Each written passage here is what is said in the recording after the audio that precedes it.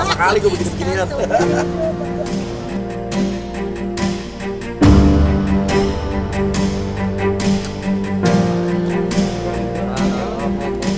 Iya, ini pertama kali gue diperiksa seumur hidup, diperiksa di kantor polisi ya sebagai pelapor. Taruh aja bang. Pelapor. Iya.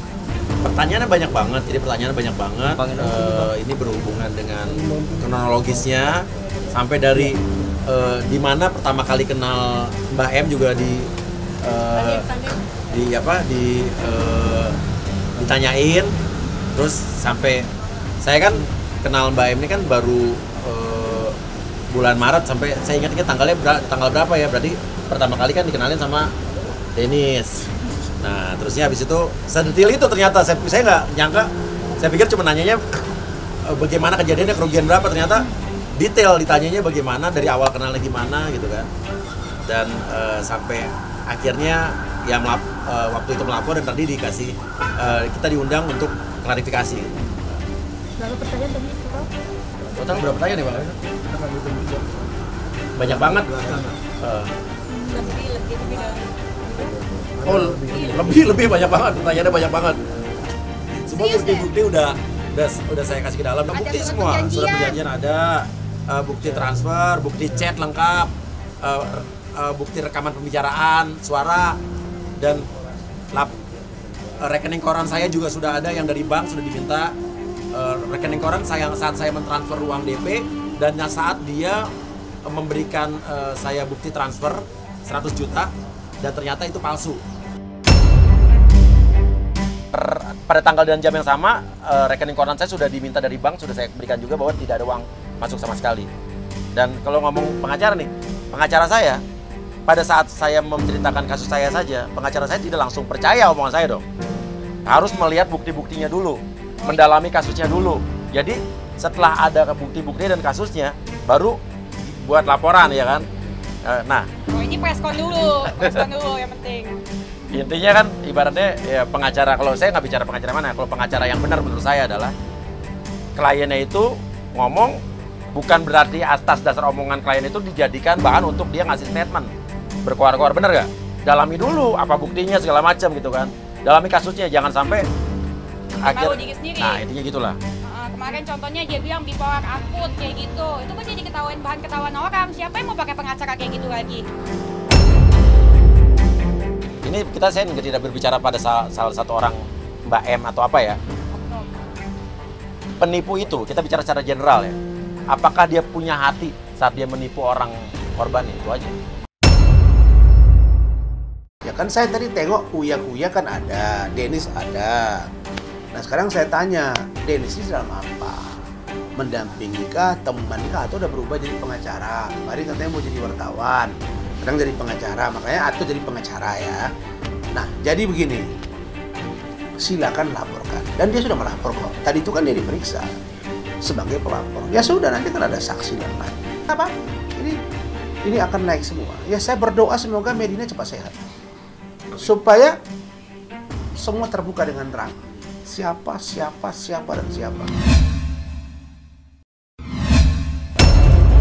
Pemindahan makam dalam waktu dekat ini dan secepatnya, karena kita sudah ngurus semuanya, prosedur surat-suratnya, RT RW lurah segala macam. Nanti saat pemindahan makam belum bisa kita tentukan karena soalnya harus ada hari yang tepat, harus ada pengajian, ya nanti pengajian dulu baru nanti Dedi bisa kabarin ke teman-teman. Apa bulan ini? Enggak di bulan ini. Mungkin bulan depan atau 2 bulan yang akan datang. Dari sebelah belum tahu ada respon apa tidak. Yang jelas Bang Jamal kemarin sudah mengirimkan surat ke keluarga sana yang menyatakan keberatan kalau makam Vanessa dipugar. Sebenarnya renov kan waktu itu saya yang mau merenov sebelum puasa. Ternyata waktu itu ada pihak-pihak lain yang ingin merenov juga. Jadi kan kemarin kan saya bilang ke pihak, tanya aja lah ke pihak makam sih, siapa yang merenov ya. Jadi saya karena kemarin ada teguran nggak boleh, katanya ya udah saya berhenti. Tapi ada orang yang mau merenov, ya saya rasa sih nggak ada masalah di situ. Kalau umpamanya nanti dia mau juga, memang dia terjadi pembongkaran, ya itu gampang ngangkatnya. Belum ada. Iya, baru semalam doang pemberitahuan katanya ada surat pembinaan makam doang itu ya. Iya. Belum ada. Masalah perbaikan tetap berjalan terus. Rencana insya Allah ya paling lama 2 minggu lah paling. Dua mingguan sudah selesai. Tidak ada yang perlu saya sesali di situ. Bagi saya sih kalau semuanya sudah sesuai dengan aturan-aturan syariat, tidak menyalahi aturan-aturan syariat. Kalau memang ya begitu ngotot-ngototnya, ya saya mau bilang apa? Kita kan selaku orang yang berada di bawah negara hukum, tentu kita harus patuh hukum. Saya hanya bisa saya lakukan di bawah sesuai dengan hukum berlaku. Sejauh hal itu tidak menabrak hukum, saya juga tidak akan menabrak.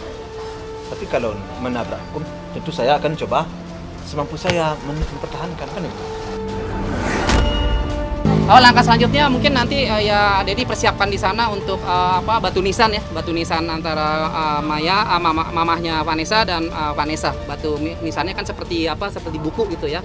Nah, itu udah Dedi mulai pesen. Jadi nanti kalau udah tinggal masuk di sana sudah ada batu nisannya antara Vanessa sebelah kanan atau kiri, mamahnya sebelah kiri gitu. Saya kan di sini hanya bekerja pengurus makam. Kalau emang disuruh bongkar, silakan dibongkar. Tapi kalau menurut saya menyayangkan aja, jangan sampai itu aja. Jangan sampai ya Bang. Kenapa Bang? Ya dia udah tenang di sini. Kalau saya pikir mah udah enak di sini. Kenapa pakai dibongkar itu aja? Udah banyak yang pen-pennya itu yang nggak setuju banyak. Ya jangan sampai lah tidak dibongkar itu aja. Ini bukan kemauan Dedi, bukan kemauan keluarga, bukan kemauan siapa-siapa, tapi kemauan almarhum, yaitu adalah wasiat almarhum pada saat masih hidup. Jadi benar-benar nanti kalau sudah pindah di makam istri Dedi atau makam mamahnya Vanessa, aduh udah tenang banget, udah tenang. Jadi udah lega lah Dedi ya. Ya amanahnya betul berarti amanahnya sudah dijalankan gitu ya. Doain aja teman-teman, doain semoga ini berjalan dengan lancar, dengan baik ya Bang ya. Tidak ada huru-hara, tidak ada rusuh dan sebagainya gitu. Karena memang ini hak mutlak dari Dedi dan keluarga untuk memindahkan makam, tapi tidak bukan dengan melanggar aturan. Kita benar-benar mengikuti prosedur yang berlaku ya Bang ya. Iya.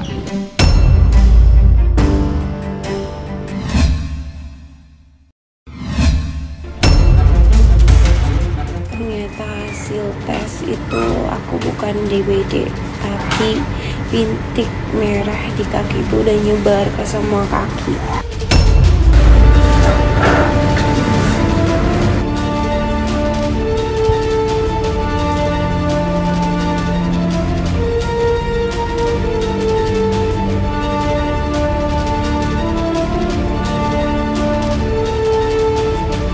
Kabar soal kamu ada disantet atau segala macam itu benar nggak sih?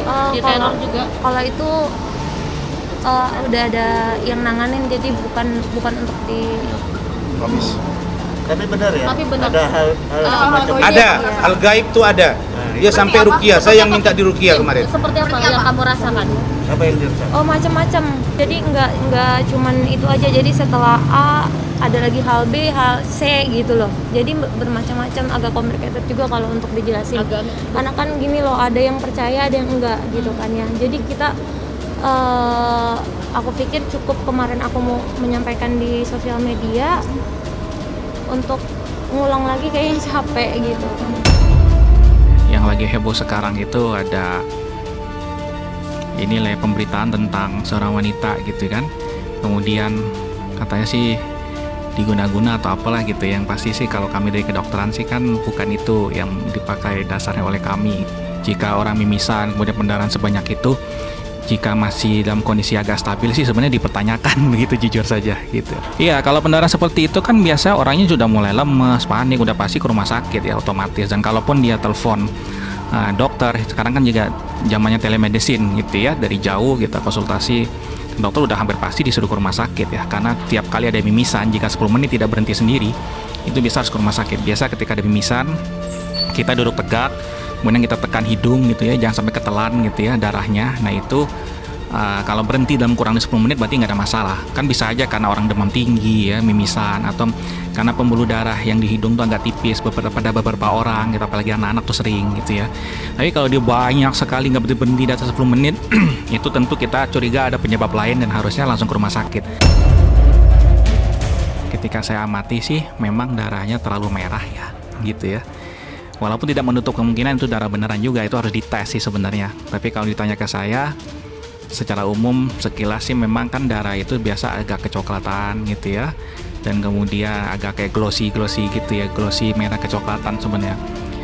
Dan warna yang ada di postingan dia itu sebenarnya agak kurang lazim sebenarnya, walaupun memang bisa aja seperti itu dalam kondisi khusus, tapi itu harus dites. Itu untuk darahnya ya. Itu di luar medis sih saya nggak berani komen begitu, itu kira-kira. Apa sih orang Hotman Paris yang super berlian ini kirim guna-guna? Ya nggak mungkin dong. Udah deh, saya yakin dia sudah galau. Dia sudah galau setelah melihat bukti-bukti gua. Dia sudah galau, dia khawatir akan segera proses hukum.